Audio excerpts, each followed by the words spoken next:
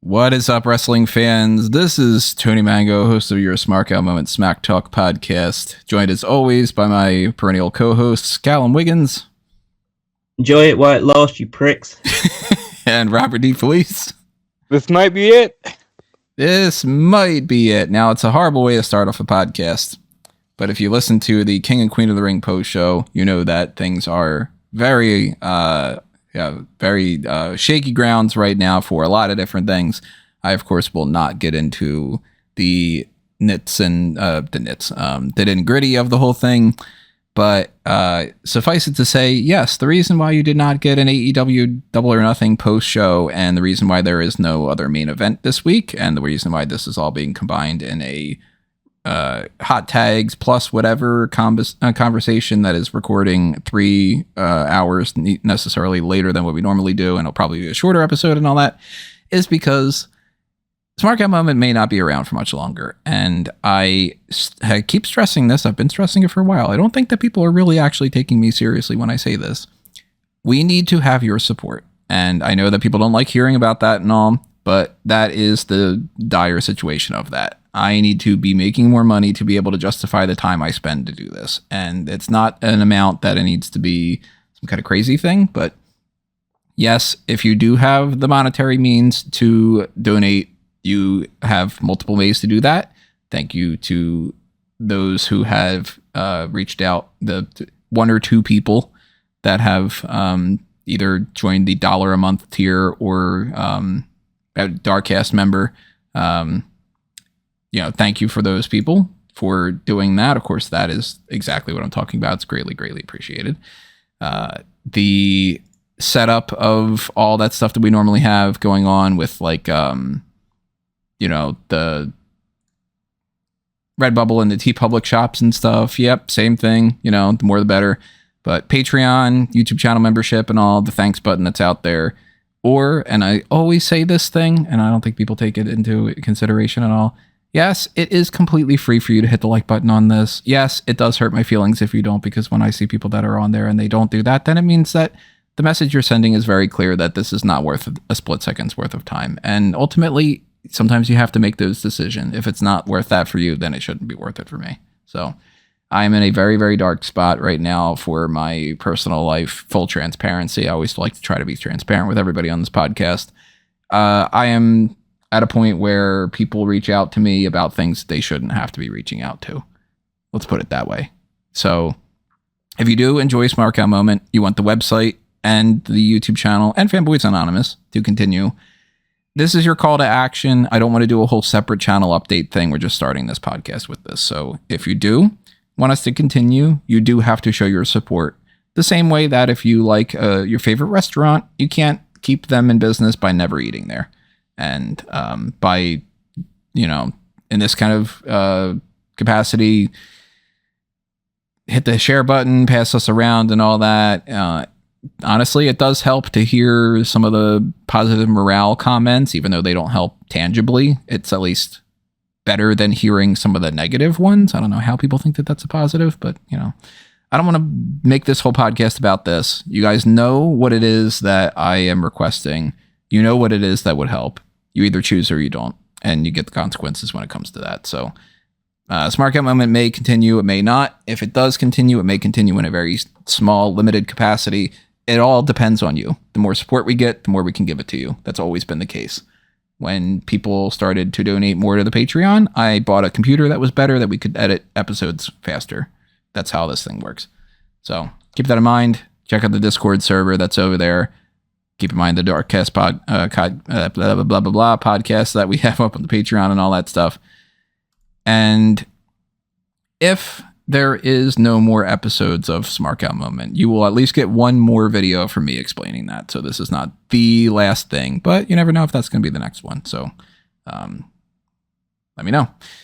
So we're going to get into a couple things here as we're going to combine things. We do have the pay-per-view point of AEW Double or Nothing. We are not on the podcast right now in a webcam form if you're on the Spotify or something like that, because that requires more effort, even though I just got a haircut yesterday and it actually looks pretty damn good. So, and I've been eating almost nothing. with this wisdom tooth surgery, which I'm like, cool, I'm losing some weight here by starving myself. It's amazing how much weight you lose when you have 3 slices of bread a day. So there you go. That's a trick, everybody. I always wondered how the Ethiopians did it. Oh no! Starving Marvin in South Park. Yeah. It's not like we're going to continue this podcast. We're nearly dead as a podcast anyway. It's fine. We're nearly dead as people. It's true. It's sad how many of these jokes I've been making recently. Sorry, I didn't know a joke. I'll tell one of them for anybody that wants to know how messed up my brain is. I was having a conversation about, you don't realize how much people care about you, Tony, and I said, well, I hope that there's at least 6 of them that are willing to carry my casket. I have to say, just on top of that, I don't think I have the upper body strength for it. Look, and you know it's going to be difficult, so it's probably just going to be me, but it's going to be very awkward, and you know, the ADA might have something to say about it, but it's all right. Just remember to bend your knees, Rob. Yeah. So the first thing we can get into, outside of this doom and gloom, spiraling downward, you can see the descent into mystery, or not descent into mystery. That's madness. Descent into Madness. Yeah, Descent into Mystery is one of the names of the soundtrack from Tim Burton's Batman. We should talk about Double or Nothing. My voice cracked too. Yeah, that's great. Yeah, we should talk about that. This is going to just be a Descent into Madness, isn't it? We should talk about Double or Nothing. Now, I didn't get an opportunity to do that in any other kind of capacity, and these guys didn't get the opportunity to do that either. So I want to give us a chance to be able to run that pay-per-view down in quick fashion and talk about the pros and the cons and all. We had, of course, a lot of things that happened in there. We are going to kind of breeze through this more than we normally would because this is a combo podcast and stuff. So the big takeaways that we got from that, the big pros, the big cons, not getting into, we got to run down every little bit of every single match and stuff. I would say that the first thing that really stood out to me was Roderick Strong versus Will Ospreay. Really good match. Really glad that Will Ospreay won that title. And I really liked the idea that they set up the whole thing where Don Callis was going to try to tell him to do the Tiger Driver, and he didn't, because that's going to separate them a little bit. I will preface this as well by saying I haven't watched Dynamite this week, so I don't know if anything I say is going to be weird. Well, let's start here. Will Ospreay is going to fight Swerve Strickland for the world title, so the fact that he's international champion already is a bit weird, because it seems like he won't be defending that at Forbidden Door. You know, and I thought the match was fantastic. Like Tony, I like the Don Callis split, because unfortunately it seems like Ospreay never needed to be with Callis, but they put themselves in that weird position. Great match. Roddy was the best thing about the Undisputed Kingdom, and he doesn't have a belt now, and that's sad, but still solid match. Yeah, I mean, I absolutely love the match because it's Ospreay, and so Ospreay has a match on TV. I'm going to, or on pay-per-view. It's going to be arguably the match of the night, definitely one of them. Yeah, I think that they work together really well, but there is like a caveat in this one, and I think I would extend this to just my big overall negative about the pay-per-view, which was there's way too much interference in pretty much every match on this show. Like, it was a running trend of pretty much like 80% of the matches had some kind of interference involved in it. Yeah. It's like, it's okay to do that for 2 or 3 matches, depending on what the story is, but when so many are all having that issue, at least in this one, like, they did all the interference stuff and then kicked everyone out, and then they just had a great match for the rest of it. But even still, it was a bit over the top to have too many matches fit that same pattern. But this was great, and Ospreay is international champion, and now he's going for the world championship. So the phrase "strap the rocket" to is like coming to mind now with Ospreay. Having not watched that episode of Dynamite yet, it's really weird for me to hear that that's Will Ospreay, the international champion, is going up against Swerve Strickland for multiple different reasons. So maybe if I watch it, there's more context for it. Nope. Not really. Really strange. Well, I said this to you like off camera while off mic when we were just discussing bits and pieces, but I'd say that the Casino Gauntlet match in the main event of Dynamite was the best match this week from That was any so show. fun, wasn't it? Like, it was awesome, and the stars, it was wall to wall big name people in it. There wasn't a single like dud. The only quote unquote dud that you maybe say is Leo Rush made a return, but even that's like, oh my god, Leo Rush is here and doing stuff. So it's like, but yeah, I thought that it was an excellent match, and the fact that they've done 2 Casino Gauntlet matches and Ospreay's won both of them, they're basically just saying, okay, this is Ospreay's match. I think they just love to do it where it's just like, oh, his music just hits and the entire tone of the audience completely shifts. So, but yeah, I think that I can see a rationale for doing it because they're 2 super over guys and they're going to have a killer match, and it's like Ospreay has the best matches on any show, so why wouldn't you want to have that as your main event? So, but I mean, I'm leaning at the moment, depending on how things go, but my assumption at the moment is that Strickland's going to retain because Ospreay doesn't need to be undefeated forever. He's not that type of character. I'll say this though, I don't think just having Swerve beat Ospreay is going to be enough to suddenly elevate Swerve and make it seem like, okay, he is the face of this company. It's very clear right now, the face of that company is Ospreay. Oh yeah, I agree with that. My perception would be that having him have the best match, hopefully, on Forbidden Door, will add a bit more fire to the championship, and then Adam Page comes back, and that's what sets Swerve's title reign on fire, is having Adam Page to be his nemesis through that. But I assume that's going to be the All-In match. I think Ospreay's doing something else All-In, because the winner of the Owen faces the world champion. So I presume that could be where Adam Page comes back. It's just weird to me that it's like it's Forbidden Door as well for them to be doing that instead of it being like Revolution or Wrestle Dream or something where the match kind of seems to make a little bit more sense. Because if the whole gimmick is crossover and it's like, okay, we have 2 champions and they're just 2 people in the company. I wonder if they had something else in mind, but it ended up being that didn't work out. I think it's probably mostly due to the fact that, like, do you really want to have anybody from New Japan challenge for your world championship? That's not going to be a big deal.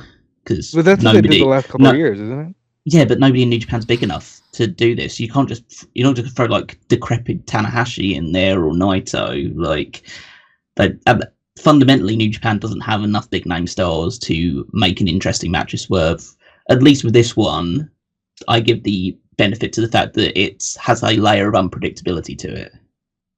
Like, you could easily see it go either way, because it's not like, well, the last champion AEW had lost it off on their second defense on pay-per-view. This would be Swerve's second defense on pay-per-view. It's not out of the question that they just decide we're just belting up Ospreay, and we're going to use the fact that he's international champion and make him world champion, and he's just going to unify both titles, and then the international championship goes away, because that's just one less mid-card title. See, but I think they like the international title. I think if they were ever going to get rid of one, I think it would probably be either the TNT. Yeah, I think TNT would probably go. The Continental. TNT very much depends on the TV deal. Yeah, that's true. But yeah, that was one of the things that was really a big standout. We got to talk about the MJF return. Mm-hmm. He is betting on himself. He's got an AEW tattoo now. He took out Adam Cole. Adam Cole took a bump. Good news. It's good for Adam Cole to be able to do that. It's good to see MJF back, even though I am disappointed that he didn't go to WWE, but we all knew that he was going to stay in AEW, so it's not shocking. I don't think he needed to get the tattoo. I think it's a bit much, but, he's a passionate guy. You could always cover it up, though. He could always be like, I'm in a position where I hate AEW because of something, so let me get like a fucking tiger on there or something. I don't know what he would want. He's very passionate about that. He's got 2 tattoos that I know of, and they're in the same spot on opposite legs. One is the Create Pro Academy logo on the other leg, and now he's got AEW's logo. I think he's probably going to be a lifer for them unless they fold. and Yeah. that's cool. I think he's great. I thought the promo was solid. I like that they were just leaning all the way into like, yeah, we know you hated the last few months of MJF. Sorry. Anyway, he's gonna be a prick again, but he's also like a baby face, and maybe he won't be as in suits and much of a chicken shit as he was, because now he's gotten the Adam Cole thing out of the way. Which, by the way, I guess yay, that wraps a bow on it. But what a sad story that was for me personally, because God, I was so excited for 2 seconds. Yeah, but great promo. Good to have him back. It immediately made everything feel more important. And then they didn't have him on Dynamite. I think that was a big surprise. That they waited until next week. He'll come back on Dynamite. Maybe for a match against Roosh. But like, I just didn't think that that's what they were going to do with MJF. Yeah, I think it was a mistake to not have him on the next episode of Dynamite, but there was a lot of stuff that happened on Dynamite, so maybe they decided to just stretch things out a little bit, or give something like help advertise next week's show by saying, oh, that's when you're going to get MJF's return. So hopefully that will help them pop a bit of a number off the back of that. But yeah, the promo was strong. Him taking out Adam Cole. I think the report basically going out there saying that Adam Cole's still far from being cleared to compete. So they just did a brainbuster spot. So obviously that could have no risk of damaging his leg. So I think they've just said, okay, we can't just hold off MJF until Adam Cole's ready to go. So we just have to bring him back. He just attacks Adam Cole for now, and then eventually X months down the line, when Adam Cole is healthy, then we can revisit it. But until then, we just need to have MJF back because we want to make sure we get the viewership up. Yeah, also, it could be as simple as that.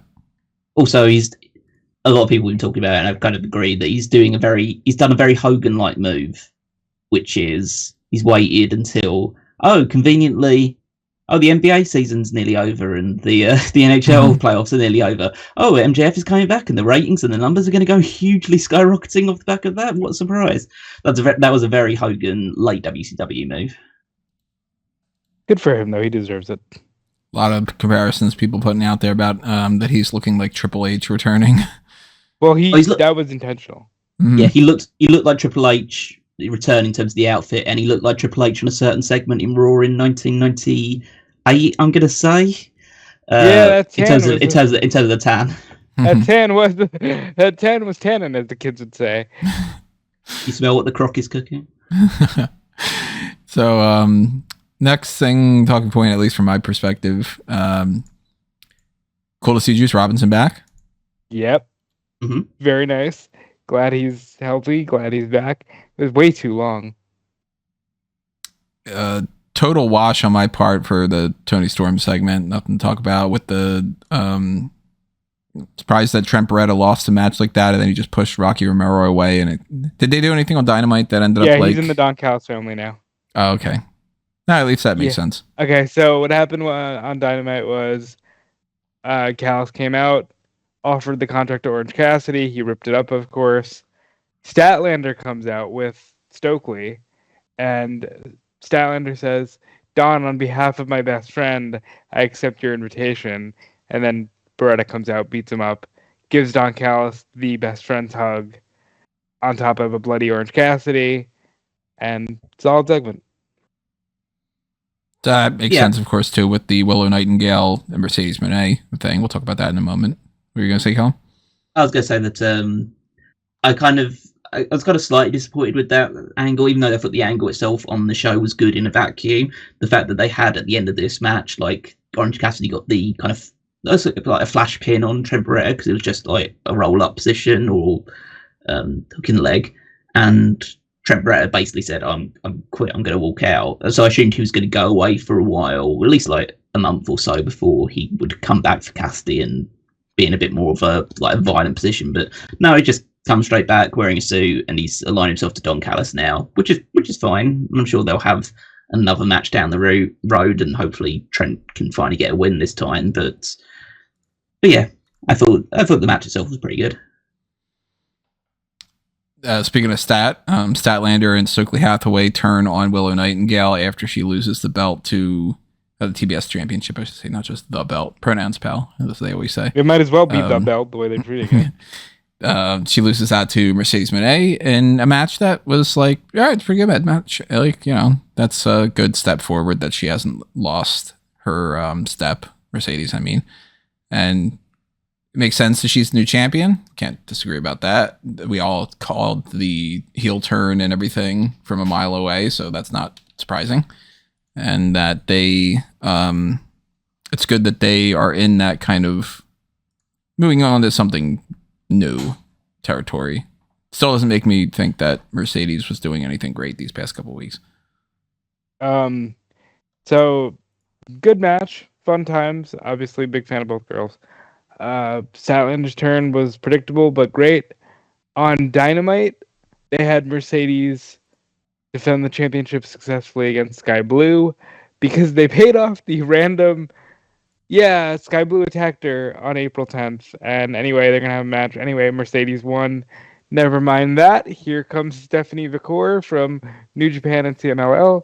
That's probably who Mercedes is fighting at that pay-per-view. So that was all kind of rushed, but it's good to see her back in the ring, and I think that's where she truly shines. So that's what they should continue doing. Yeah, I guess I'll be the one that's a bit more is the most positive about this match. I thought this match was excellent. I thought it was one of the best women's matches AEW's ever done. I thought that the work over the ankle that Mercedes did on Willow Nightingale was absolutely fantastic throughout the entire thing. It was so poetic in terms of what happened to Mercedes in their previous match, and then Willow going after the ankle hit. It feels like the ankle lock or kicking Mercedes in the stomach while she was doing that. It's like she was showing a bit more edge and ferocity to everything that she was doing. Then obviously you get the involvement of Stokely and Chris Statlander. You had Willow Nightingale get a visual pinfall at one point on Mercedes, but because Stokely was distracting the ref, that cost her. And then the one negative is that Mercedes needs to get rid of that finisher. It just doesn't work, especially with someone like Willow Nightingale. She can't hit that move on Willow Nightingale properly. But yeah, her winning was the right step. She still seems to be treading the line between heel and babyface. I've seen people compare her to she seems to be like the John Cena of AEW, whereas they're going to treat her as a babyface, but they know she's going to get a mixed reaction.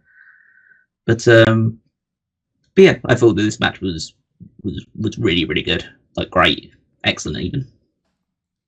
I enjoyed the FTW rules match. Thought that it was cool that Brian Keith came out and he's part of the learning tree, and I like that from start to finish. Yeah, I had predicted that when I saw a segment they did on Collision, and it was a solid match.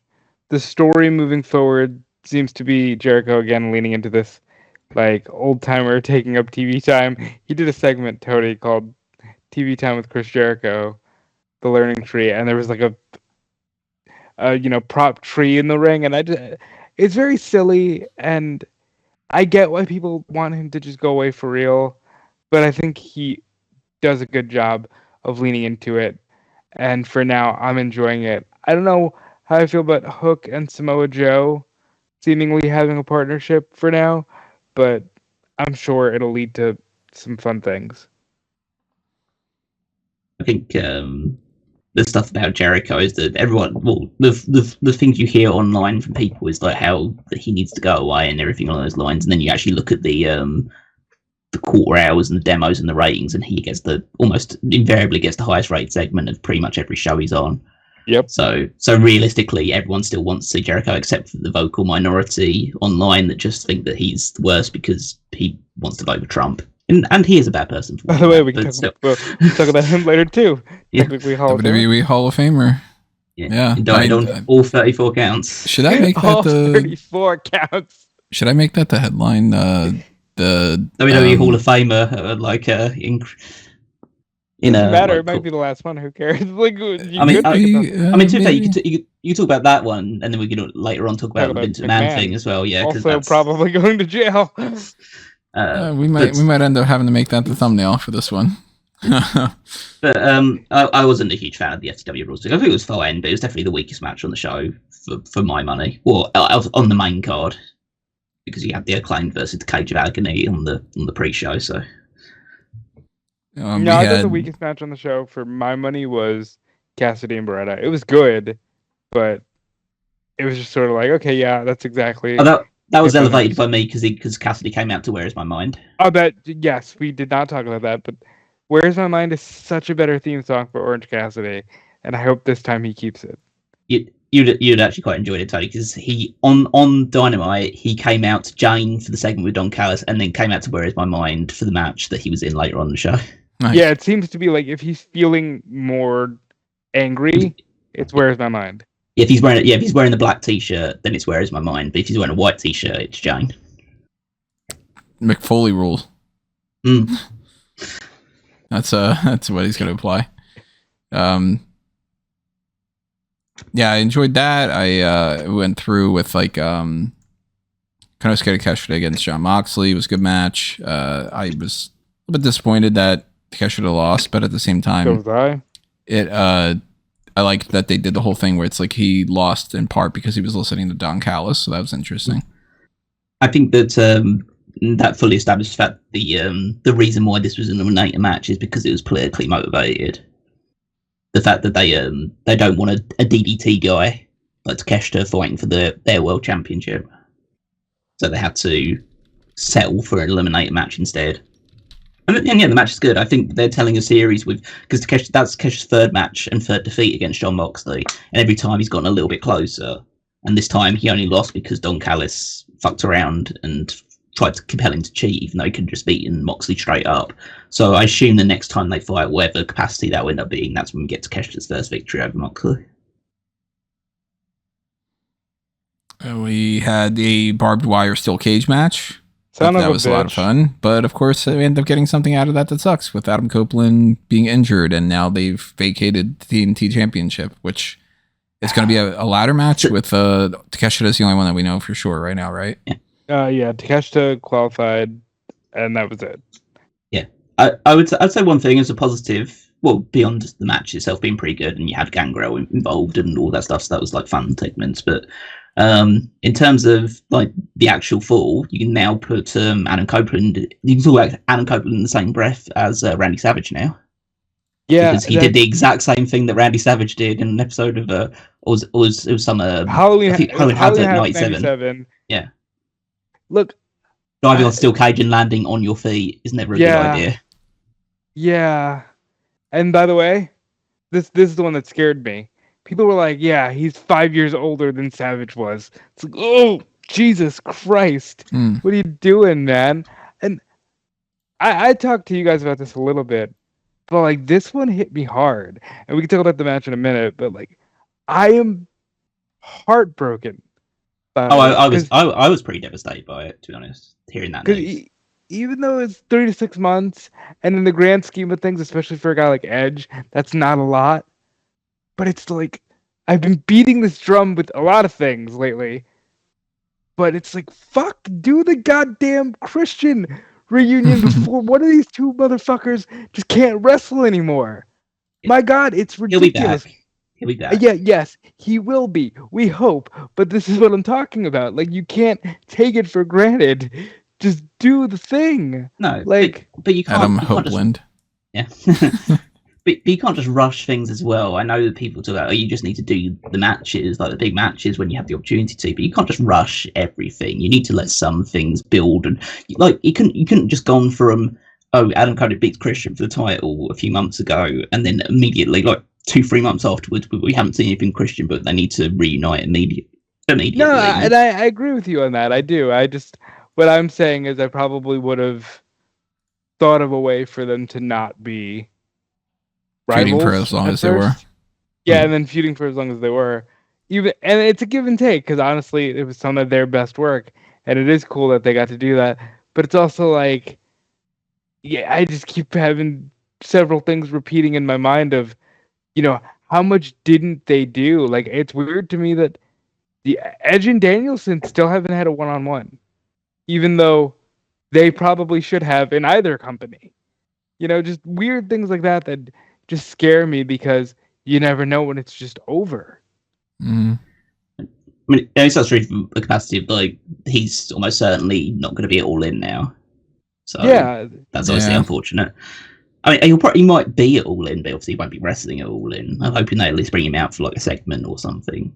But yeah, obviously it's a real shame because I think he's been doing the best work of, well, at least ever since he's come back. I think that the stuff that he's been doing in AEW has been the best he's done because he just seems like he's having fun, just doing things that he finds interesting and fighting people that he's never been able to have a chance to fight before. And so it just sucks that it's had to be cut short now. But it has obviously opened the window opportunity for what's happening with the TNT Championship moving forward, which is so the segment on Dynamite. Again, spoke about this, but just to reiterate it, they had the Elite come out. And they had an incredibly funny segment of Okada. Basically, they were giving gifts to both Okada and Perry for what happened at Anarchy in the Arena, which we'll talk about in a little while.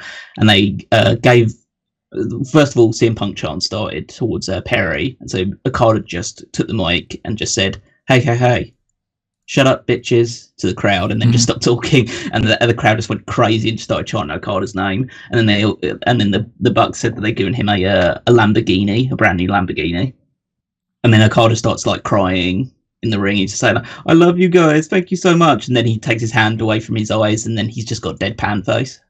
It's just like I'm gonna have to go back and check that segment out. I've watched that segment like at least 20 times since it happened because like Okada is just the absolute best.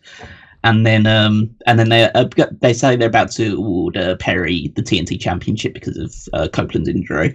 And so then Christopher Daniels comes out because now he's a new executive vice president, basically taking Tony Khan's role on TV. And he's going to be the good guy authority figure against the Bucks heel authority figure, and says there's going to be qualifying matches for a ladder match at Forbidden Door for the TNT Championship. So I hope that will have some mix of, I mean, you've got to put a CM LL guy in a ladder match, really, and then probably at least one New Japan guy. You imagine the Perry's going to be in it. We already know Takeshita's going to be in it. So, six-way ladder match. That sounds like pretty fucking cool. Yeah. That's probably going to be like the best match of the night. That's a good way to do that for vacating the championship. You mentioned the CMLL guy. I just want to throw out there. I think Hechicero is the greatest luchador alive right now. Like, what? I mean, I don't know. Crazy. Yeah, it's hard to. Obviously, there's like so many people, and I think obviously you still have like people like Rey Mysterio still working, and you got like El Vikingo, and Vikingo's great too. And I mean, Mystico was great in the match as well. Like, I love the fact that you can tell it's still Sin Cara because he did botch a couple of moves in the gauntlet match. But it's a different kind of botching where it's like, oh, he's just trying something, but it makes it just a little bit. It makes it feel a little bit more dangerous. He's not doing anything that's like putting people in any real harm. He's just just taking an extra step to do a couple of things. But I'd love to have him in that match because he's such a big deal as well. But Hechicero is just something else, really. Did this Mystico, did he have the mark under his boot like Booker T was always saying? I didn't notice the nose on the boot. I looked into the eyes. The Anarchy in the Arena match. Let's talk about that because that. I'm not going to mention the world title match. And Swerve retained. It was a good match. It was very good. I thought Christian Cage is fantastic. Like I thought Christian structured that match really well. I think Christian Cage should be a world champion one more time. They should give him a legacy run just because you're fucking great, Christian. I will say, just since I mentioned the stuff about me wanting Edge and Christian, I worked myself into thinking that Christian would assume the Bucks were going to give him the belt back. And then, like, when they said, no, we're actually giving it to Perry, that's how you turn Christian face. But, of course, that didn't happen. But that's just me fantasy booking to get my hopes up. But yeah, I thought that match was fine. Like, that match was a lot of fun. But yeah, then we get to Anarchy in the Arena, and this match was crazy in many different ways. A man was set on fire. Like, and I mean, really, like, just not even in a, like, oh, they did a flaming table spot. Darby Allin took a blowtorch and just lit Jack Perry on fire. And you're just like, oh my, by the way, it was already fucking 12:30 in the morning when this is going on. And these people should not be awake. I shouldn't have been awake. Toni shouldn't have been awake. I don't know how you were surviving, Callum. And they got the people into it right away. They were playing Final Countdown. They're lighting people on fire. This is the most fun I've had watching a wrestling match in a long time. This is already on my list as one of the match of the year things. This kicked ass. Every element of it. The fact that they did the winch thing with Darby Allin, of course the thumbtack stuff, the flamethrower, like I liked the bit with the music at the beginning of it, switching over to Final Countdown, which is one of my favorite songs of all time, and then being like, we can't afford that. Like, yeah, then Matt Jackson being like, no, this is costing us like $20,000 every minute. Stop. There's one of the best things about it, because there's one point where like the beat drops for Final Countdown, and at the exact same time, Darby Allin jumps off the balcony onto a group of people on the floor. It was just like, I just kind of like just realised to myself, and it also happened like part way through the Gauntlet match on the Dynamite, where when Ospreay comes out, his music starts playing and it's still going a little bit while he's in the ring. I kind of just want to listen to music while wrestling's happening now. I kind of want that to be a gimmick. I want that to be a promotion's gimmick, that they just play music while wrestling's happening. It is more fun that way. Oh, Darby's fucking insane. Like, he wore a face mask with thumbtacks on it, didn't break his nose any further, didn't injure himself any further. Darby Allin's wild, and he's awesome, and it's always a fun spectacle to watch him. Was terrified of them rigging someone and hanging them upside down with Martha Hart in the building. We'll say that. Personally, I was terrified, but I would have been more terrified if he went up like any higher than a couple of feet above the ring. Yeah, but I mean, as you're seeing them do it, you're going, "Oh my God, is Martha still in the building?" Like, but that segment was great. It worked out. Except I will call attention to this. What kind of bullshit referee are you that you're not at least attempting to pretend to fucking pull the man down? There's a man hanging upside down in your ring. Try to do something to help him.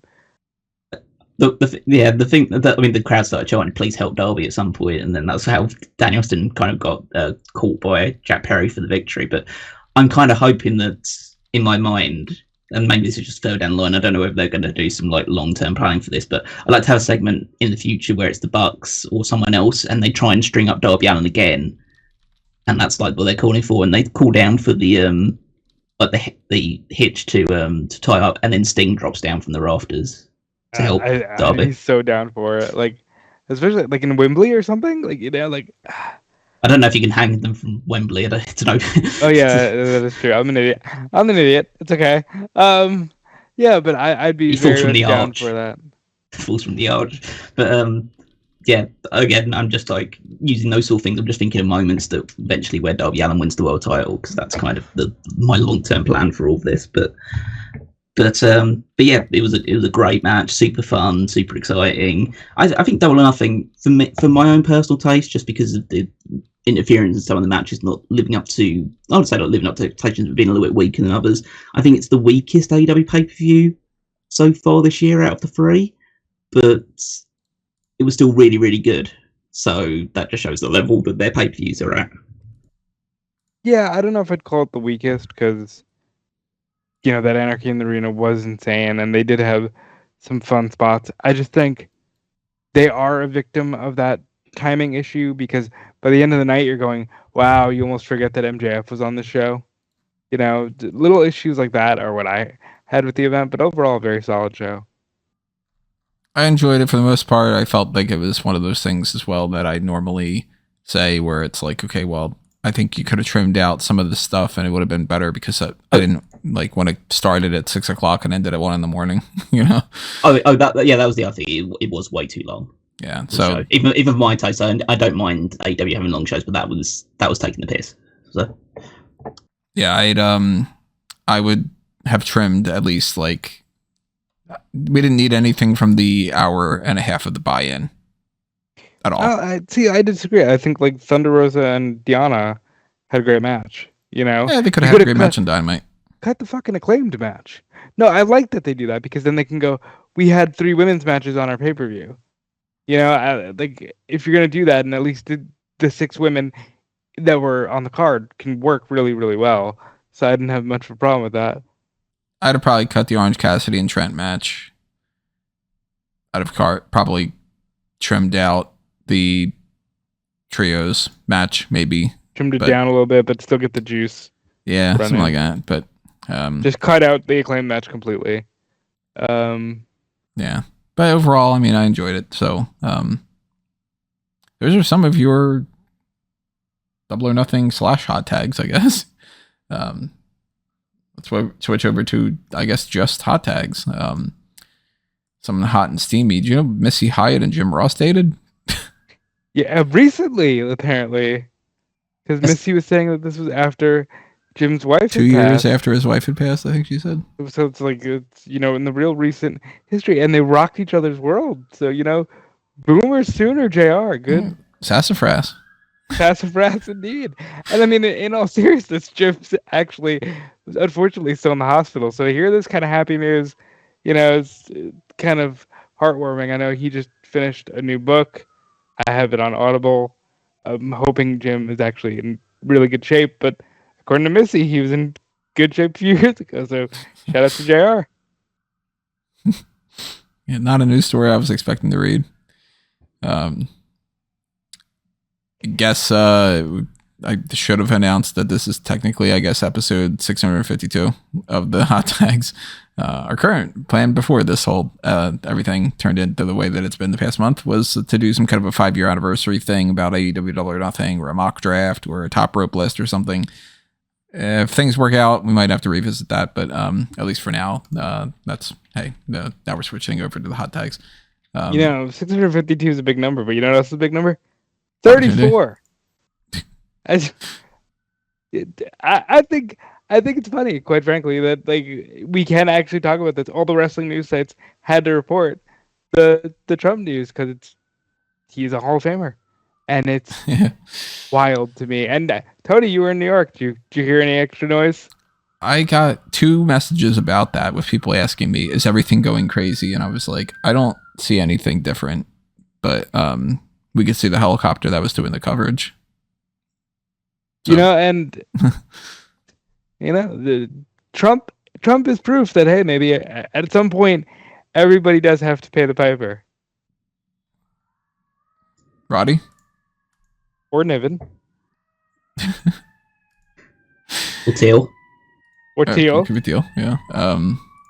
I mean, I don't know if I'm going to make this the thumbnail or not. I might, just because it might be kind of funny. Maybe it'll even get some clicks. Although I don't know if I would want clicks to be on that. It'd start off this episode about the way that I started it.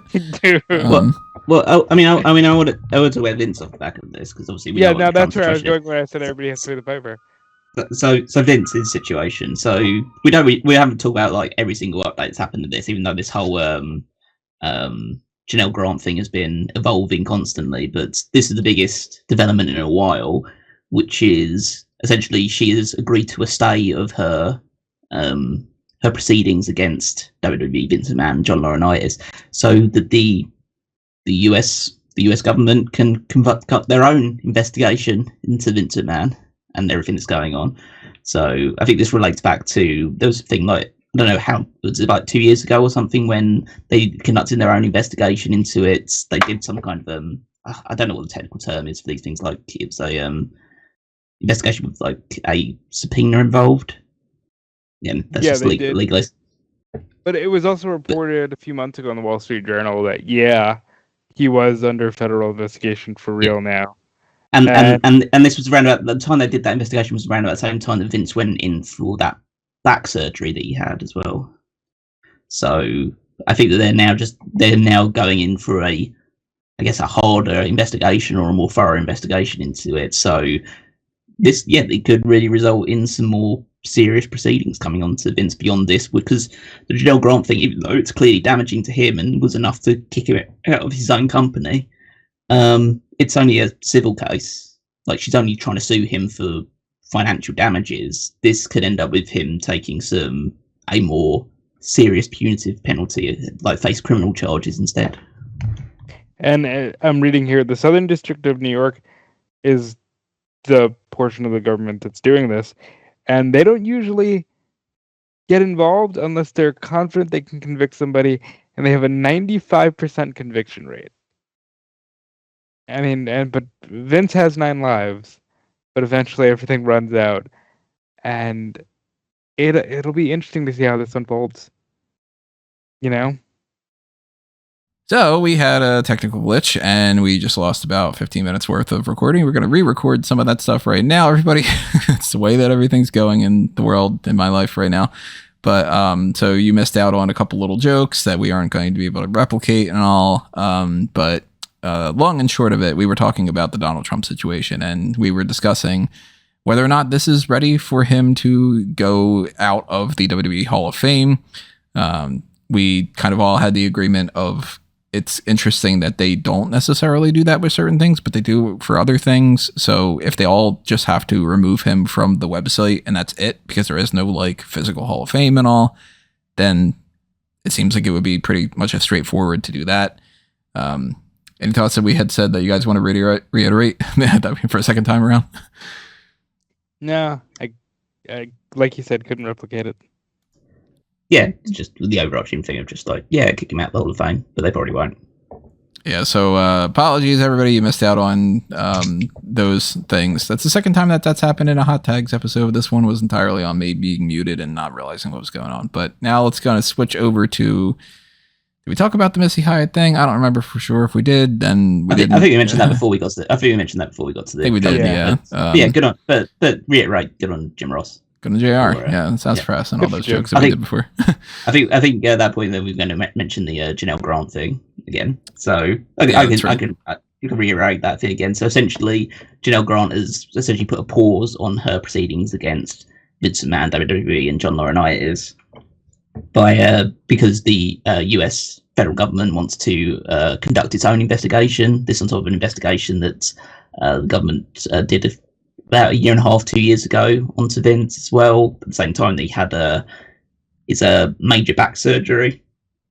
And so it's basically a case of now what we were previously talking about was how it's now gone from a potential civil case where it's actually just trying to sue Vince for damages and obviously hurting his character and reputation in the meantime. Not that he needs much help with that, but now he could face legitimate criminal charges depending on how this investigation comes up. And Rob, you were saying how when the US government goes after somebody, they usually mean business in that regard. Yeah, this is the Southern District of New York, and they typically have a 95% conviction rate. So, that's not looking good for Vince. And it shouldn't. And fuck.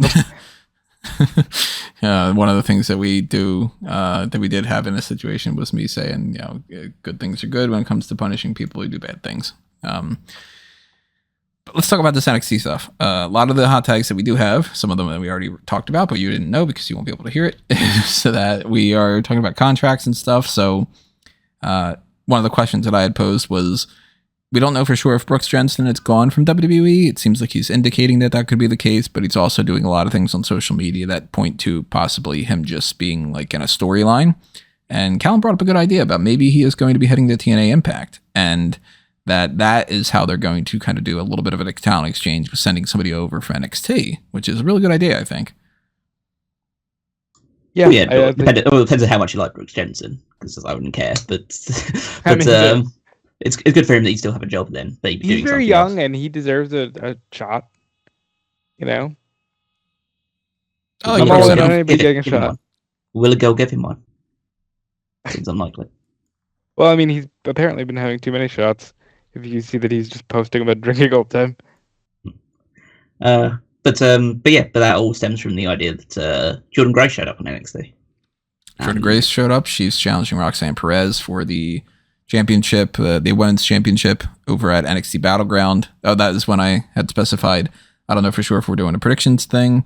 I don't know if we're doing a live coverage, and I don't know if we're doing a post show, partially because of the whole situation going on with my personal life and career and all that, but also because I am marrying Kaylin. Not marrying Kaylin. I am officiating Kaylin's wedding. I'm already married. Sorry, Kayla. I am officiating that on the day of NXT Battleground, so I just don't know if I'm actually doing the coverage, but we may be able to do that, and we might even have Drew joining, because if Drew is staying with me in our place, and he would be joining NXT, I'm sure, with us. He wouldn't just be like going around doing something else. But yeah, that's something to keep an eye on for. Of course, the more support that you guys give and all that stuff. If it's not going to get in the way of a marriage, then I'm going to be in part of that.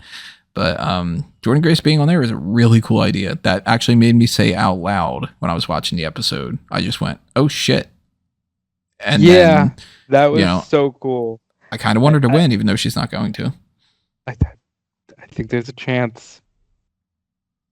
I think there's a solid chance, and Jordynne Grace is phenomenal and deserves to be given these opportunities. And good on NXT for actively doing the something fun and exciting, because for a while NXT's been kind of blah, and it felt special. And I'll always go for a genuine surprise that feels special over, this super cool thing's happening, but I've known for forever.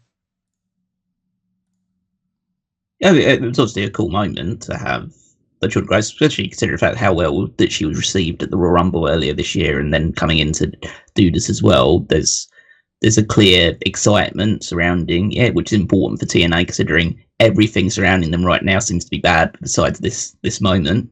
So hopefully this could be the catalyst for something good for them. I do find it quite funny that it's Forbidden Door season, and this is the time they decide to, okay, let's launch this relationship with TNA then and get this thing going. Have our own. I think it's great. Honestly, it makes the wrestling world look like it's having fun. It's good timing, but I'm wondering what they call this thing, because they call this I've heard the phrase prohibited portal come out to things just online. Portal, I put in an article. That's only because Jordynne Grace put it on a shirt. They own Worlds Collide. Just do that. Yeah, that's a perfect name for it. Yeah. Well, it depends on if there's going to be an actual, because all we know at the moment is that she's challenging Roxanne for the NXT Women's Championship at Battleground. It's not title for title, as far as we're aware. To make it more I think it's specifically not title for title. She's just challenging Roxanne. Yeah, which seems weird. I feel like it's Roxanne should at least try to lobby for it. Yeah, but then you should have. I mean, they should do something where Roxanne goes over to Impact. But I think because Impact film all their stuff in advance, I don't know whether that would be possible. So Jordynne Grace is defending the championship a week later or 6 days later on at Against All Odds in an open challenge.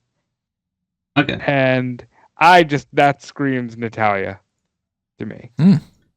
That's something we'll also be talking about a bit, but yeah, I think it's an interesting move. We're interested to see what the extent of the talent exchanging is, because I could kind of see it seems to be NXT and TNA rather than WWE and TNA. It's a bit of a difference, even though obviously NXT is a component of WWE. It feels like it's just being restricted to the developmental brand. I don't think we'll see TNA people appearing on Raw and SmackDown.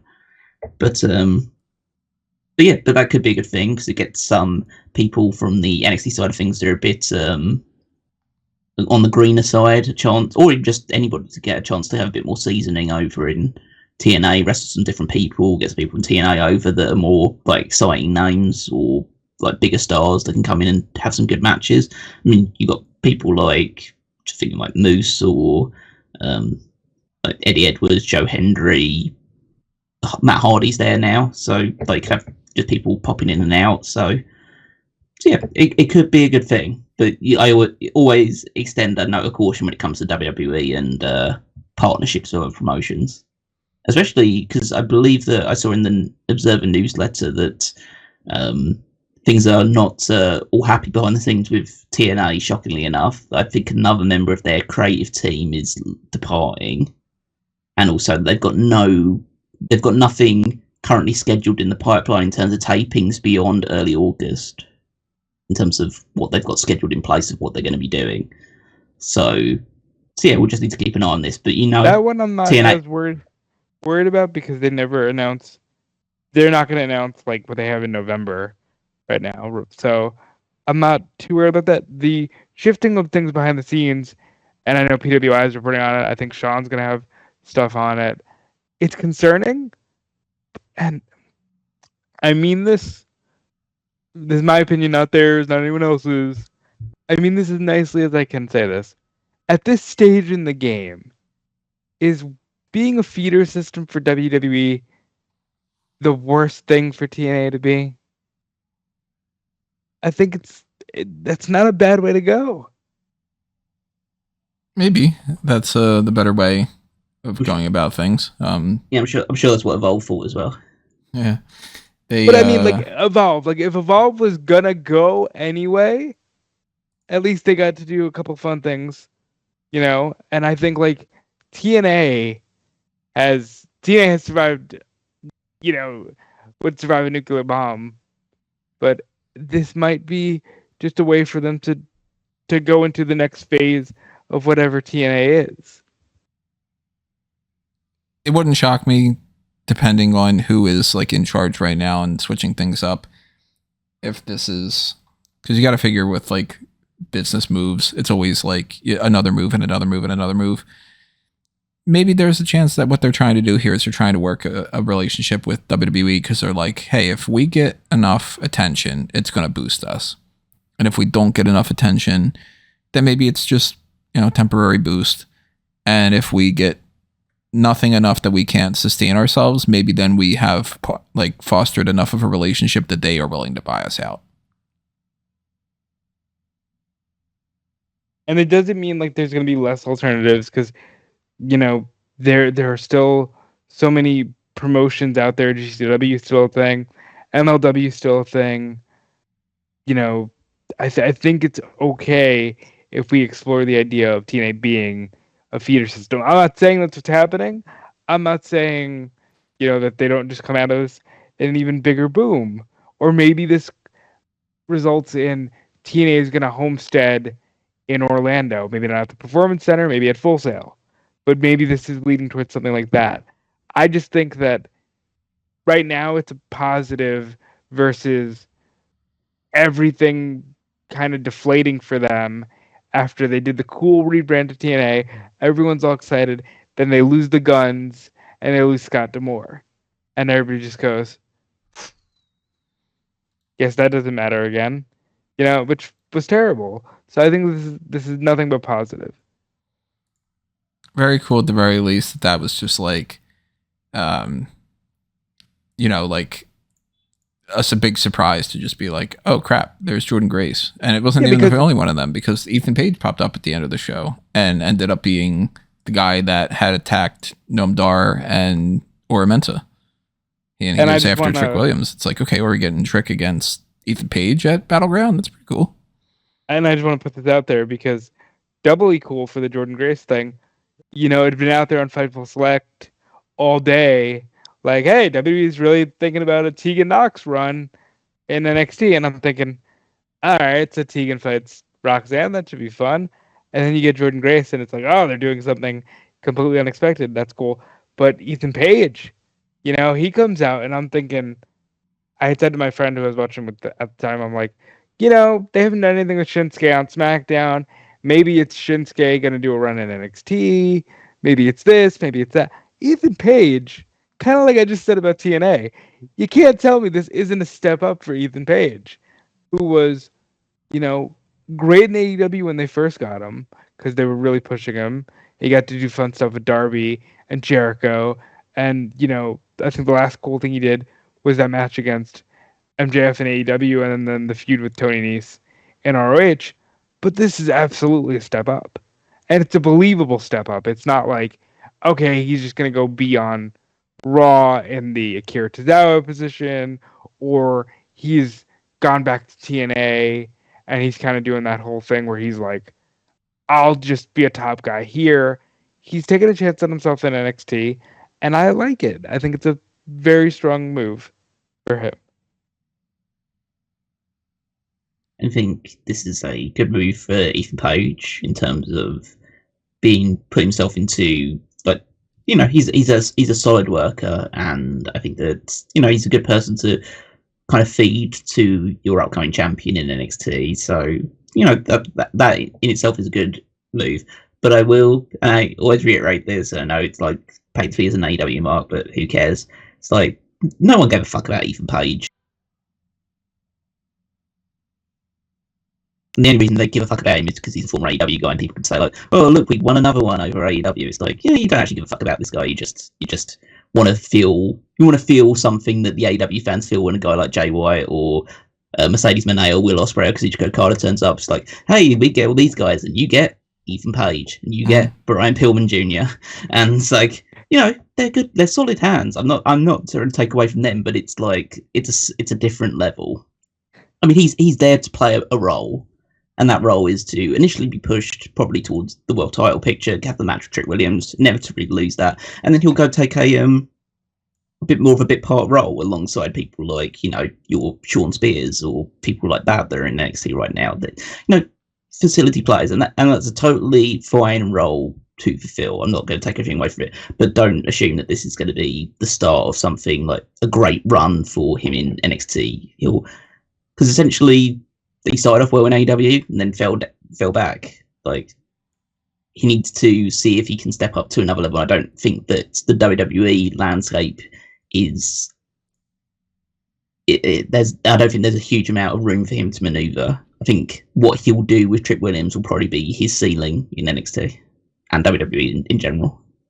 See, I think this is I look at it as a step up from where he was, but a lateral move from when he came into AEW, when it was like, okay, cool, Ethan Page is here. He's a guy who could have, you know, he was kind of at a level in TNA. This is a step up for him. I look at it as kind of a different version of that, and I'm not expecting him to ever headline Mania, but, you know, I think it's cool that he gets to have this nice moment, and I know that he can do great stuff. I've seen him do it, mostly in the tag team with Josh Alexander, but I have seen him do some fun stuff, and I think this is a new horizon for him. But to that point, I'm a normal person, and I'm not worried about tribalism, and, oh, we got one on the AEW scrubs. You know, it's because, like, I don't know, just I'm no, mature, you shouldn't buy, yeah, you shouldn't buy into that tribalism stuff. I'm not saying that as a means of like just pushing the AEW narrative, but I think that certain people are just overstating this, which, you know, it's a good signing for NXT and it's a good hand to have around. He's experienced and he could do some fun stuff there, and hopefully he does, because he is an entertaining guy. He's got a good personality on top of being a good worker, so hopefully he does do really well, and it does like all pan out very well for him. It could be the launching pad to his career that he just couldn't get in AEW due to the level of talent that's there, and also because AEW is a more in-ring centric product. He just is a good hand, but didn't have the exceptional level to break into that top echelon, whereas in NXT and WWE it's more personality driven, and he can definitely showcase a lot of his personality. He's got some unique thoughts and ideas in terms of wrestling. I do hope he does not bring the karate guy back. I was just about to say that. I don't want to see the karate man. Never, ever, ever. Look, I gotta say this because I was so down on 2.0. NXT is legitimately, for me, and maybe it's because the person I watch it with is so into it, but I have fun every Tuesday. I'm not saying it's the best show, but I do genuinely have fun, and there's a genuine energy around NXT. It's different than the super indie black and gold energy, but like the stuff with Sexy Red.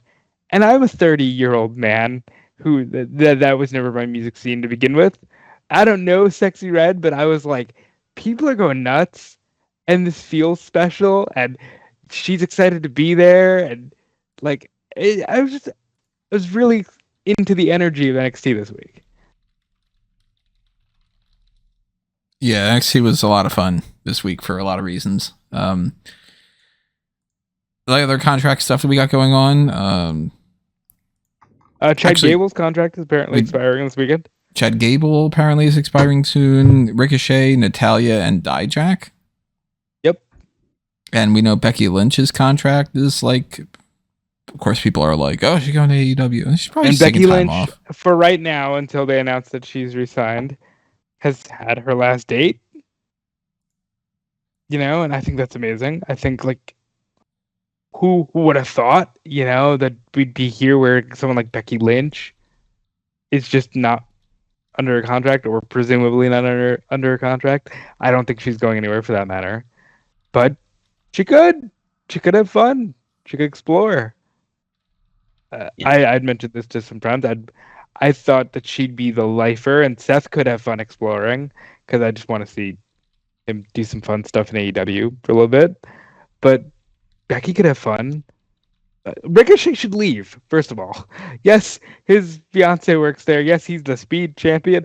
But Ricochet should go and have fun with Will Ospreay flipping around and jumping in AEW. He should go have a fun run on GCW. Ricochet should go have so much fun. Because he can. Natty, I think, will forever be in WWE, but could also go have fun. Gable, I just genuinely don't see leaving. Especially not after they're finally pushing him. But maybe that's the point. Maybe he's like, no, fuck you. You waited too long. I love the way that like you just bringing up like out of the blue. It's just the idea of, oh, you've done your time in WWE, now you can go have fun. So it's like it's a prison sentence names, almost. Especially for these names. Ricochet in particular comes to mind as like, all right, dude, go have fun. You know that there's so many opportunities for you to go do whatever you want. For God's sakes, if Scripps is getting offers, like Ricochet will be treated like the prodigal son. You know, and he should absolutely just go exploring. The others, I don't know if they're really gonna leave. Dijak, at this point, I'd advise if they're gonna bring him to Raw and not do shit with him. But I don't know. I'm excited to see. I like free agency in wrestling because I'm a normal human being. You know, like I enjoy seeing Copeland in AEW. Hey, maybe Cody jumps back to WWE. Maybe Ricky goes back to WWE. Or goes to WWE. I'm excited for stuff like this because it keeps everything fresh. Yeah, I'm as someone who obviously favours AEW but doesn't really have too many horses in the race when it comes to talent going from one side to the other. I think this is a good thing. You should be keeping like rosters fresh and interesting, and these little bidding wars with contracts does make things a bit more exciting, a bit more tantalising. But I was talking to Toni earlier about kind of my theory for this, and it's not my personal theory, it's a theory that I've heard from other people that I'm just like lampooning because I think it makes a lot of sense. But I think that the reason why they're letting a lot of these contracts come to very close to the end, or at least artificially presenting contracts as coming very close to the end of their time before signing them, is because they do have agreements in place, but they want to make it feel as though they're winning their contracts as opposed to just re-signing people, weeks or months in advance. Because then it makes them artificially look like they've won a bidding war for this person. Yeah, but that makes sense. Oh, it does make sense. It's a PR play. I'm not saying it's. Look what they did with McIntyre. Everybody was like, McIntyre's leaving, and then The Rock fucking gives him a sword. What a great video! Like, oh yeah, I say it's a totally smart PR strategy if that's what they're doing. And again, there's no evidence to suggest that is what they're doing, but especially if they have lost out to a lot of talents that are quote unquote genuine free agents, as opposed to the fact that they're not currently locked up in WWE contracts that could re-sign. Then if they've lost out on actual free agents, then this gives them a bit of a kind of either leg up or at least an artificial boost in that side of things. I think the Becky situation is that she wants to just take time off. Mm-hmm. I think she just wants to spend time with her daughter growing up at a pivotal point in her life, because she's going to be going into education soon, and Seth is out injured at the moment as well, so she gets to spend more time with him. And then she can decide a few months down the line. Obviously, you play a dangerous game with Becky, because I presume that she's probably given some kind of either handshake agreement or some sort of discussion with WWE. I personally, like you guys, think that she'll just re-sign with WWE and go back whenever she feels like she's ready to come back. And that could be a year down the line, it could be 2 years, it could be whenever she feels like it. She's earned enough money, she never needs to come back if she never wants to, but I assume she will come back eventually. But it does open the possibility of AEW would be stupid not to talk to her. Impact would be stupid not to talk to her, and every other, like any promotion in Japan, anything along those lines, they should be offering her. And the end goal of this is that if she does decide to return to any wrestling promotion, she's going to become the highest paid woman in wrestling history. For sure. As she should. Exactly. But so yeah, the ball's completely in her court. But I think that she's prioritising family at the moment, especially because she lost her father last year, right? It was very recently. I think maybe a year and a half ago. Yeah, because she mentioned it in like a book and stuff like that. So I think that family is very much top of her priority right now. And she was going to take time off after WrestleMania with the Ripley thing, but then was called back into action because of Ripley's injury. So I think this was her plan long term. I think the fact they didn't make a huge deal out of the match on Raw that she had with Liv, like it wasn't like she lost, but there wasn't like a big celebration or like going away or like I know the crowd obviously gave her a big ovation and she looked emotional when she was leaving at the end of the show, but it wasn't like this whole. It felt more to me comparatively to like when The Rock lost to Steve Austin in 2001 before he went to do the Scorpion King stuff, as opposed to, you know, Edge's final match almost with Sheamus, where there was that little bit of a celebration and stuff like that. So I think that I think that she will be back, but it opens the window of possibility for others things to change her mind in the meantime. But the others, put it this way, if their strategy is to do this artificial thing like re-signing people, then there's no real issue. If it's not, then what the fuck are they doing with their contracts? Why are they not negotiating these things quickly enough? It could be smart on the wrestler's part, because now if they're getting to this desperation point, especially for someone like Chad Gable, who's a pivotal part of the storyline on Raw right now with the Alpha Academy and Sami Zayn, all that stuff, if he leaves it to the last week, he basically say, well, if you want to keep me around, you're going to have to pay me X amount, like, or else I'm going. And obviously not go like unreasonable. Say, you've got to pay me the exact same much as Cody Rhodes and Roman Reigns, but so I need a significant raise to stick around. It's like, oh yeah, we really want you to still be part of the story because this is doing really well for us, and so that he gets onto a bigger deal. And that's the big thing about these bidding wars and the whole having a lot of options in the wrestling landscape, is that it inevitably benefits the wrestlers in terms of their pay packages. Natalya, she'll resign. I'm pretty confident. I'd say most of these people, I'm pretty confident they'll resign. Dijak, Ricochet's the one I don't want to resign, but that's just because Ricochet's fun. And I think he could. I just think that he'll never ever be, from what we've seen, he'll never ever be utilised to his full potential in WWE.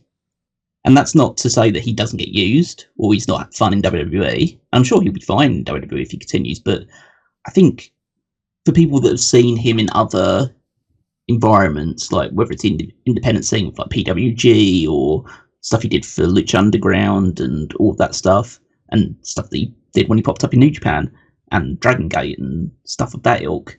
And NXT for that matter. Yeah, exactly. That he has real legitimate like top level star potential for a different promotion, for a more in-ring focused promotion like an AEW. In an AEW he can be a main event guy. In WWE he'll always be at a certain level. He'll be speed champion. Or one-off transitional Intercontinental or United States champion. That's kind of his level. Fine level. He can do better in a different place. So we'll have to see how that goes. But the other ones, Dijak, Natalya, Chad Gable, I think it's all just part of this strategy that they're putting in place. But it is interesting. All these contracts coming up at a very similar time. They should be testing the market. I think that they are also probably looking at where they might lose certain people, but who are they bringing in from AEW to replace them? I would say with a significant amount of confidence that Ricky Starks will be a WWE guy. Probably, I would assume. Within the next year or two. I'd say that Malakai Black will be back in WWE at some point. Buddy Matthews now, but he'll go back Buddy to Buddy Murphy, yeah. Yeah, we'll be back in WWE at some point. I could see other people like just looking at people in the AEW roster. I could probably name like a dozen people that I could envision going to WWE within their contract expiring. People like Miro, trying to think of like the women's side of things, maybe Saraya. Yep. So yeah, I think there's a decent chunk of people that will go back to WWE, and people from WWE go to AEW, and then we'll have the excitement of the bidding wars and contracts coming due, and people exploring the possibilities that are available to them. So, and hopefully everyone just gets paid a little bit more. Yeah, and as they should, because these media rights deals are insane. There's also that stuff of like, somebody said Tony Khan is disappointed in the media rights deal. Everyone immediately shot that down.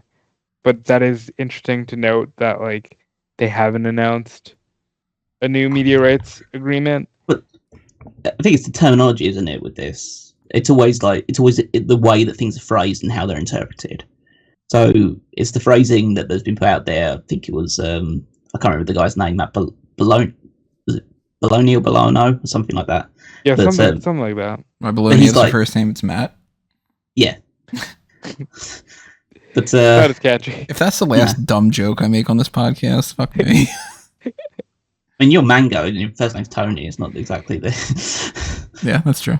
But yeah, so you have he basically was the one that broke the story in this. He seems to be a pretty reliable name in terms of TV rights deals and stuff. But talk about how Tony Khan was disappointed with the offer. Is how you interpret it. Is it a case of like saying, "Oh, this offer sucks," and so I'm disappointed in it, or is it saying, "Well, I like the offer, but I've not agreed to it, so it must be disappointing because if it wasn't disappointing, you would have signed it." So it's like, so it's kind of that. I think it's at that kind of level, and based on what at least Meltzer is reporting about this, he's basically saying that at the moment, at the low end of the offers, it's been around about 110 million a year, based on like estimates stuff like that, which is about it's over double what they're currently on. But apparently, from what he's heard as well, that the figures that have been talked about have been up to double that 110 million a year deal. So, depending on how things shape up, it still looks like it's going to be a very significant raise for AEW. But AEW is now in a stronger position than they potentially were in because Warner Bros. Discovery has lost the NBA. And they need content.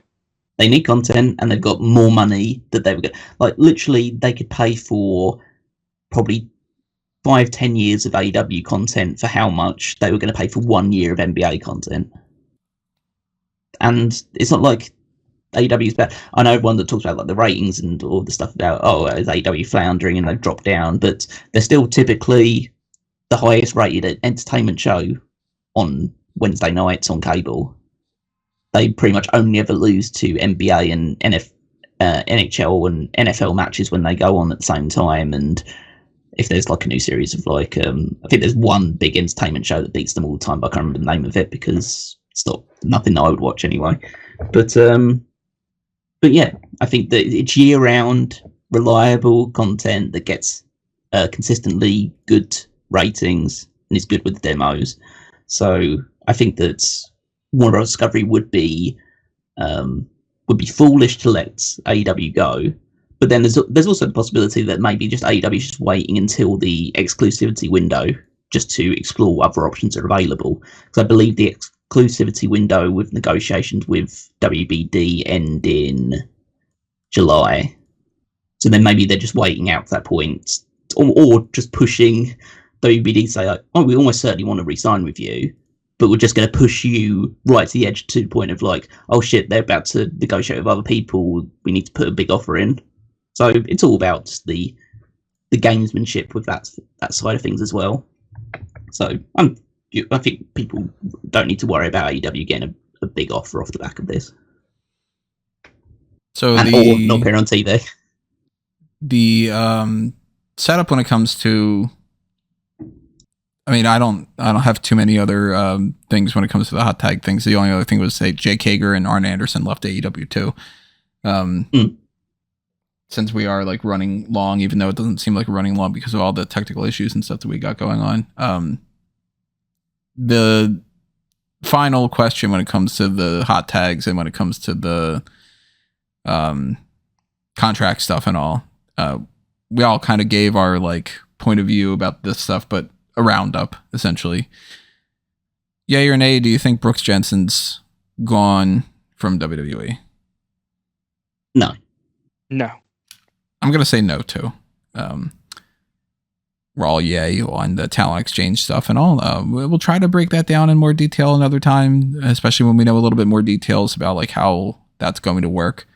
But I'm potentially going to be writing up an article about it too, so stay tuned for that on What Culture. When it comes to Becky Lynch, I'm saying she takes time off for dealing with, whatever she wants to deal with outside of that, with it. If it's like her book stuff or if it's just hanging out with her family and all, but that she will be back and that we'll find out within a few months that she's re-signed a deal. I think she's taking time off to be with her daughter, and she's likely already re-signed. If not, then she's really just living it up so she can choose when she wants to. But she'll be back by after SummerSlam. I believe that she will be taking extended leave to be with her family, may not come back for a long time, and I believe she'll have a stop-gap short run in Japan before she returns to WWE. Marigold? Essentially, yeah. Maybe. Dijak, I'm saying he eventually just re-signs with WWE. I say that he takes on a role as a social media manager. He's doing good at that. He really should. I think if he hasn't resigned, I think he might go to where? To GCW. He'll do the run, and he'll become a top indie guy again. Natalya, I really like this idea that she would probably be a part of that TNA talent exchange. I think there's no chance that she doesn't resign. Yeah, I think WWE. There's like a WWE logo stamped on her heart. I don't know if she can go anywhere else. I'll just fall back, but I'm pretty confident she will resign. But then the thought just crossed my mind: there is an Owen Hart tournament coming up. You know what? Mm-hmm. That honestly, that'd be really cool. I don't think it'll happen, but wow, wouldn't that be amazing? And Ricochet, I'm going to say he resigns because he is in a different climate than what he's been the past few years. Triple H might be able to sway him a little bit. Plus, Samantha still works at WWE.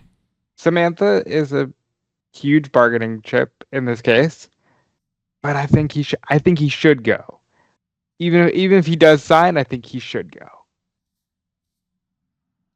I believe there's a good chance that he'll resign. I personally would like to see him leave because I think that he can do more outside of what WWE will allow him to do. But yeah, as I say, I don't think that he's in a bad position either way. But my preference would be for him to leave. And then Jake Hager and Arn Anderson. Obviously, they left AEW, so it's not like they're going to go to AEW. Do you think we're going to see them back at WWE, or do you think they're just going to kind of do something else? Or I'm thinking more so Arn Anderson's not really going to do anything else. He may get some kind of a Legends contract, but maybe not even that. And Hager, I don't think that he's necessarily going to wrestle anymore. I believe Arn Anderson is coming in to be Cody Rhodes' manager. I believe Arn Anderson is going in to at least be with Brock Anderson in NXT and maybe manage Cody Rhodes. And I think Jake Hager could go to NXT and do something there for a little while. If not, I think he'll still do stuff in wrestling because I think that he's tried to do stuff with MMA and to a reasonable amount of success, but nothing major. I think it's a matter of want. It's a matter. I don't know what other irons he has in the fire, but I don't know if he ends up in WWE right away. I don't know if WWE would even really want to bid too much for him. I would said similar things about Ethan Page, but we'll see. But I mean, they're playing the Good Brothers for Christ's sake. So, but I think he's got a point. But I think that he might do things like Bloodsport. Yeah. Like it's like he might just go on like a per appearance basis. He might not do something long term or sign to someone long term, but I think he'll still make appearances here and there. If he does anything long term, I'm going to say TNA. Yeah, I can see that. And then it's like, yeah, then you kind of are a little bit in WWE. So there are other stories that have happened this week. Technical difficulties and stuff are getting in the way of all that. Liv kissed Dominic Mysterio. Yeah, like that's a big thing pushing that story, which is really cool, really fun. Even though you didn't watch it on NXT because they cut the feed off early. There's a lot of stuff that's really great happening in pro wrestling right now. I wish I could say the same when it comes to Smark Out Moment. So make sure that you show your support so that we can enjoy this as much as we can, and that you guys can enjoy us, and we're not going to be mopey. Well, I'm not going to be mopey and all this other kind of shit. So, to those who are have to work on being mopey, but we'll get there. To those who are showing your support in whatever fashion it is, it's greatly, greatly appreciated. Make sure that you continue to show your support for both this and Smark Out and Fanboys Anonymous. Apologies for all of the elements of this that are not a great show this episode. I'm working with what I'm working with here. My energy is very, very, dissipated. So I don't know the next thing you're going to be hearing from us. Originally, the plan for this next week was going to be NXT Battleground predictions at the very least, if not also a post show and another episode of the Hot Tags. May end up happening. It may not. It may be different. We're going to try to sort that out a little bit. So let us know what you think. Show your support and whatever you can. Make sure you check out the other stuff on the link tree. I'm not going to bother to explain it anymore. If you don't know what it is by now, then you're not going to really care necessarily. But go to amangotree.com and make sure that you're not just following my stuff, but you are also following Robin Callum. Yeah, follow me over at Dude Felice. There's the link tree. Same thing, link tree, Dude Felice. Dudefelice.com. Stay tuned to Fightful, because that's where most of my work is. But as Tony said, we don't necessarily want to see this thing go. It's just sort of the way things are looking, and I think it's time to just reveal the truth before I hand it off to Callum Wiggins, and that's you're only fucking pulling out a Smark Out Moment because I'm finally winning Fantasy League, you little bitch. So that's what that is. Callum, tell them about me winning Fantasy League. Well, you can find Fantasy League over at www.fantasyleague.com, also on Smark Out Moment, for as long as that's still around. But yeah, at the moment, I believe Rob is doing. I haven't calculated all of the points for this past week, but Rob did pretty well at the pay-per-view, so that means that he's currently ahead by a fairly decent margin over me, but it's still very much early days for the whole season. So if we get to WrestleMania, then we'll see if he's still in top position. But go check that stuff out there to see what the latest standings are and who's doing well, who's doing badly. And then you can also check out Power Rankings, my weekly contribution, over on Smark Out Moment as well. And follow me on Twitter at WickMeister14. Always and forever robbed of points. All right, everybody. Well, that is going to do us in for this. So again, we'll see you when we see you, whatever passion that is. Thank you for listening to this episode, and adios. This has been another Smark Out Moment, and we're being counted out.